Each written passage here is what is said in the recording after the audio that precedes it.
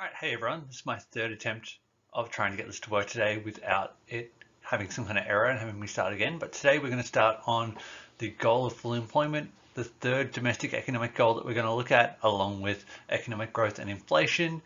The last one to make up all of area of study 2, and the last one which you'll be being assessed on with inflation in your next SAC, whenever that may be, when we find out about what school is going to look like in term 2. So we're going to look at firstly what employment is, what the goal of full employment is, how it's measured, and some limitations of that measurement.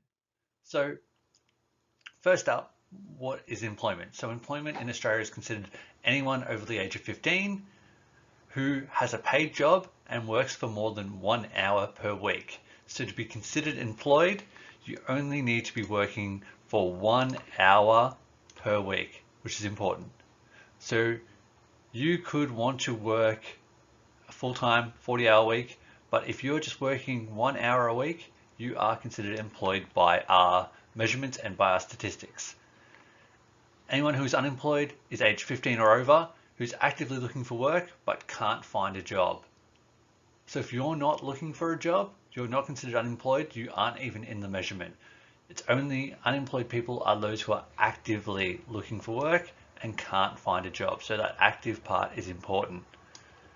And so to have the specific definition of what the government's goal is, the government's goal of full employment is the lowest rate of unemployment. So the lowest being really important there, should be the lowest rate of unemployment. So let's write that in there.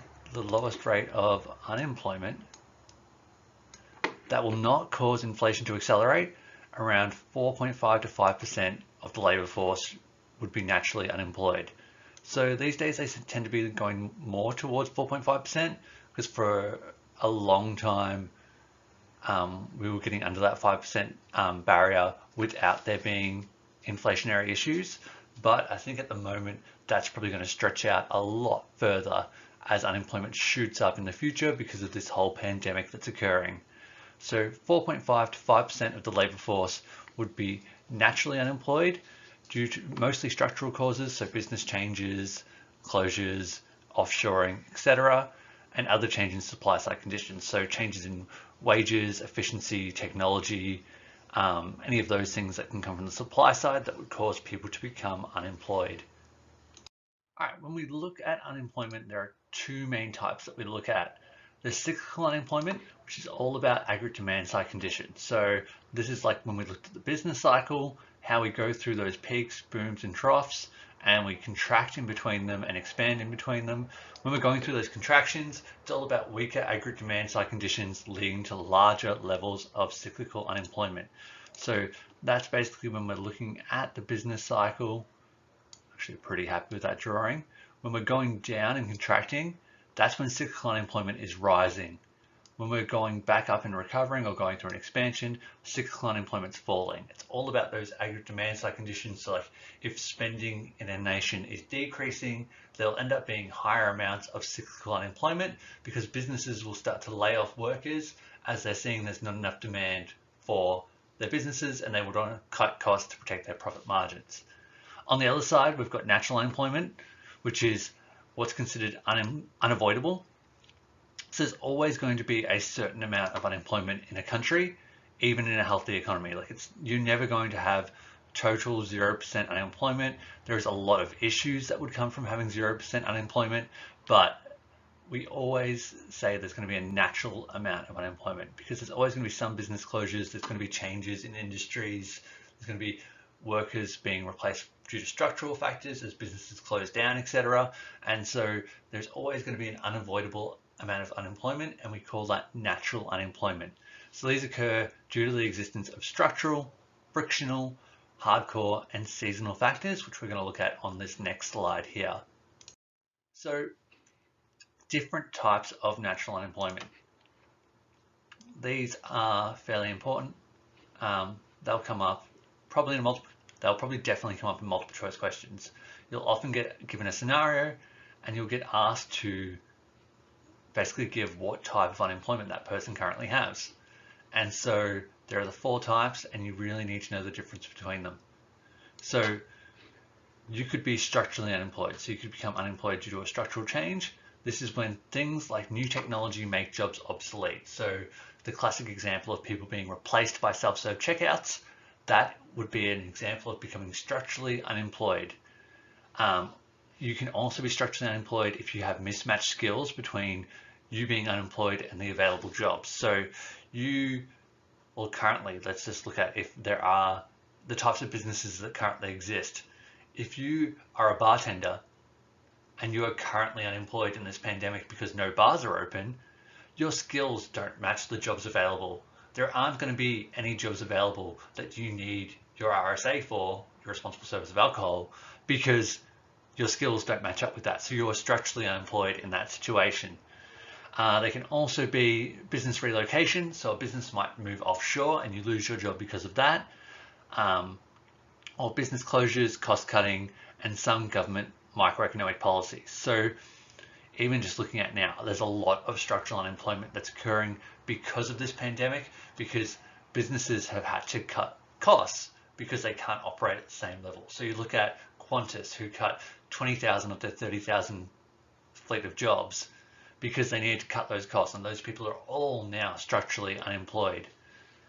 There is next up frictional unemployment, which is all about when people are unemployed between one job and the next. So normally it's a pretty short period. It's usually when people leave one job because they know they have another job lined up.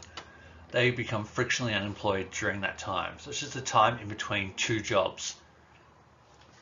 So that one's pretty simple. It's just the time between one job and the next. Then we've got seasonal factors, also a pretty self-explanatory one. Unemployment that occurs at the same time each year. So we sometimes talk about this fruit pickers, that certain fruit are in season at certain times of the year, and so those jobs only exist during those certain times of the year. My favorite example for this is just like shopping center Santas. They're very employed in December of each year, maybe not this year, we'll find out, but then come January 26, shopping center Santas are completely unemployed because that season no longer exists, and therefore they are seasonally unemployed. Then there are hardcore aspects, which are when personal characteristics make holding down a job difficult. So someone might be hardcore unemployed if they have a personality that's really hard to deal with, and therefore they struggle to hold a job because of that. It could also be other factors, like they might have a disability or other aspects that make it hard for them to keep a job. So how the goal of full employment affects our living standards should be fairly self-explanatory. That like a lot of the time if you're being asked about how achieving full employment would impact living standards or how employment impacts living standards, a lot of you are probably going to be able to give a pretty solid answer just off the top of your head without having any theoretical backing for it. So first up here, unemployment lowers incomes and living standards. There are a lot of people who have a lot of fear and anxiety right now because they've lost their jobs during this pandemic, and their living standards are going to be lower because of it. They're struggling to get their basic goods and services while the government sorts out the new welfare structures and stimulus packages that go out. And so with that lower income, they've had lower living standards as well because they can't afford the basic goods and services they need to survive. A lot of people are struggling to pay rents in this current situation, and that really could lower their living standards if they are forced to find other living arrangements. Unemployment also lowers production levels and living standards. If we have less people employed, we obviously can't produce as much. It also slows the rate of inflation and living standards. So if we have higher rates of unemployment, it lowers the rates of inflation because there's less aggregate demand, there's less spending, there's less basically demand pressure on prices, and therefore this can decrease the rate of inflation to levels where businesses don't have that profit motive to produce. And unemployment also weakens government finances and living standards. So this is a pretty big one.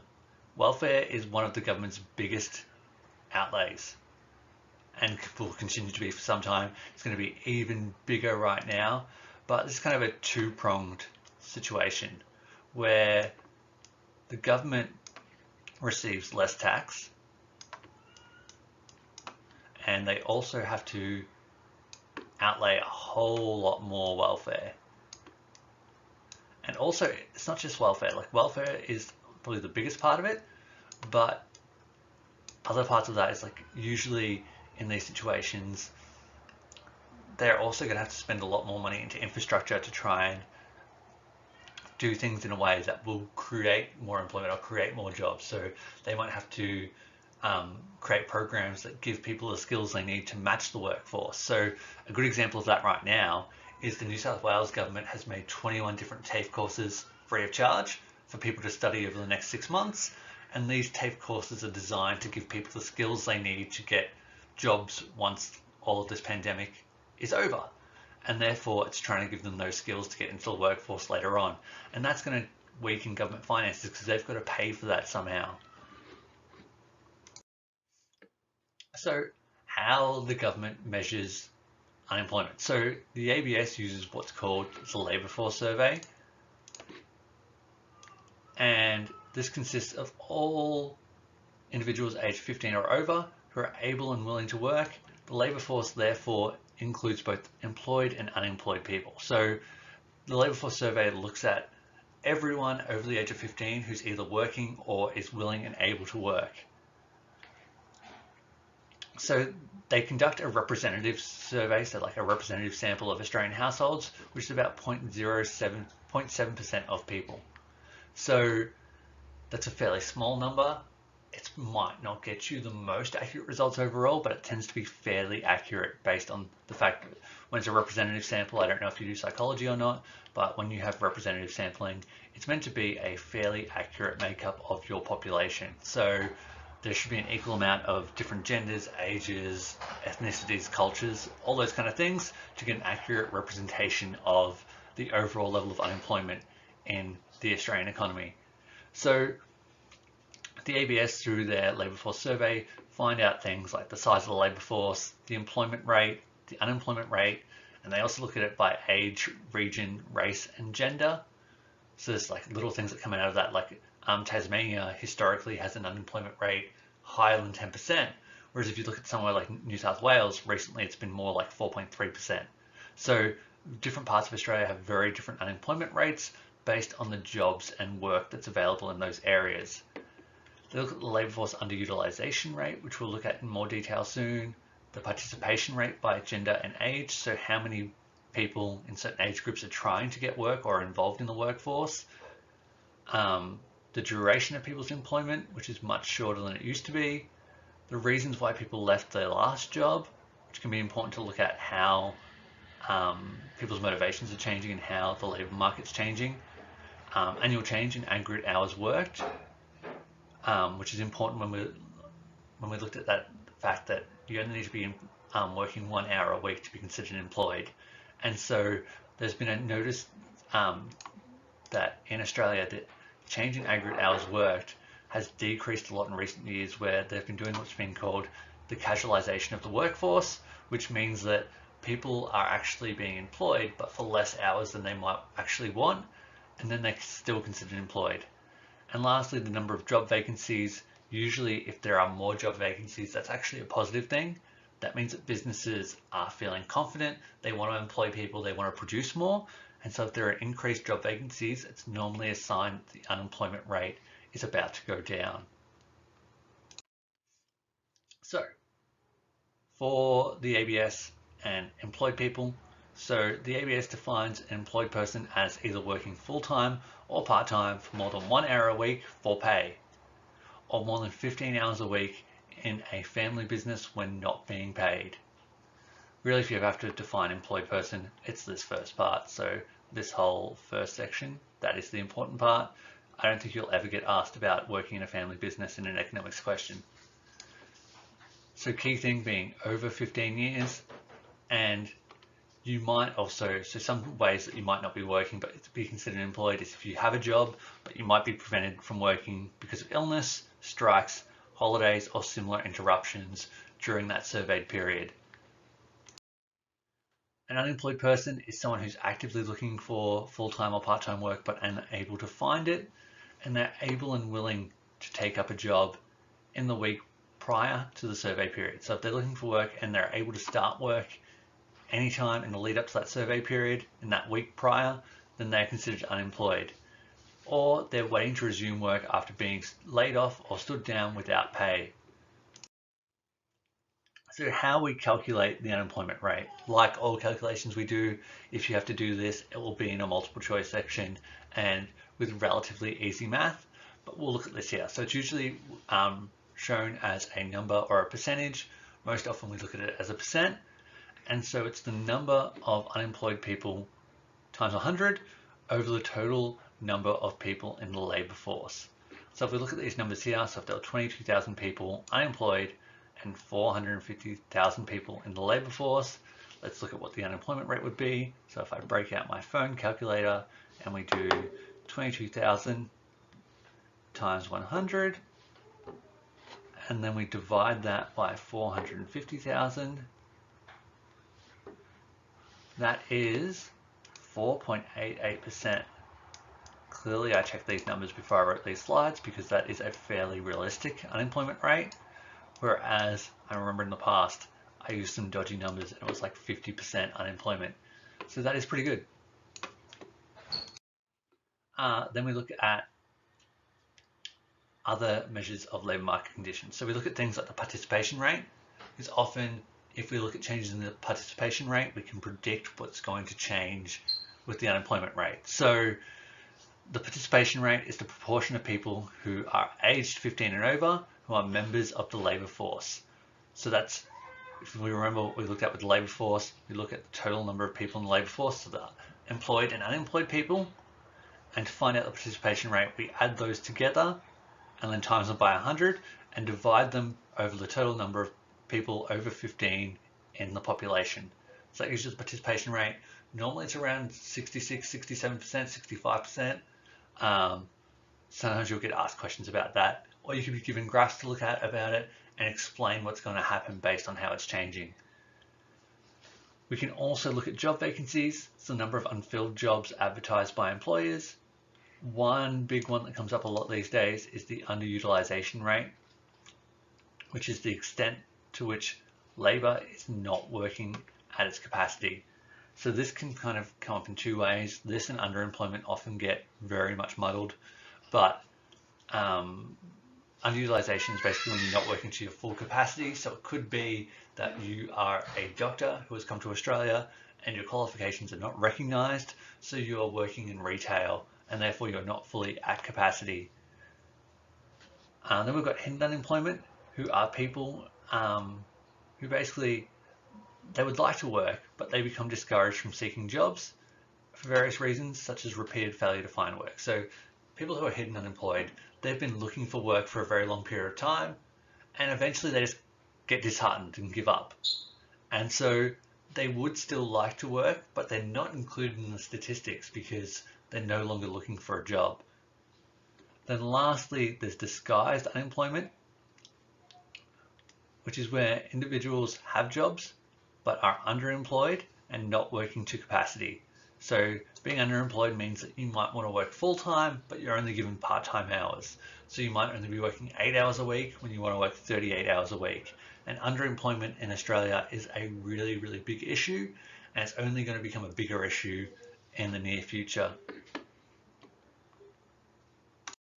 And so lastly, we have limitations of these unemployment statistics. So the main one, and the one that I always recommend you use, is that there is a big limitation in the way we calculate unemployment. So someone working for 1 hour a week being considered employed, that is just a terrible, terrible and arbitrary way that distorts the statistics and makes it seem like there are far more people employed, because technically they are, even though they might want to be working much, much more. The unemployment rate may also be an underestimation, because the ABS found that if hidden unemployment were to be included, the official rate might more than double. So all those people who have been discouraged from finding work, if you included those people in the statistics, it might actually double that amount. And then lastly, survey error. It might not be fully representative of everyone because it's only 0.7% of the population. I really recommend, if you're ever answering about limitations, which you will, that you use this 1 hour a week. It's the best thing to talk about when talking about limitations of the unemployment statistics, because it's the clearest issue in how it's calculated. All right, that will do it for now. I'll probably later this week or early next week do a recording about aggregate demand side factors and aggregate supply side factors that have affected full employment in the recent times. I'm hoping to kind of delay that a little bit so we can see some of the impacts of this current pandemic on the statistics. If not, we'll just have to make some predictions, which will be pretty clear, and look at some of the most recent things that are affecting it. So hopefully this was useful to you, and I will talk to you next time. Have a good day.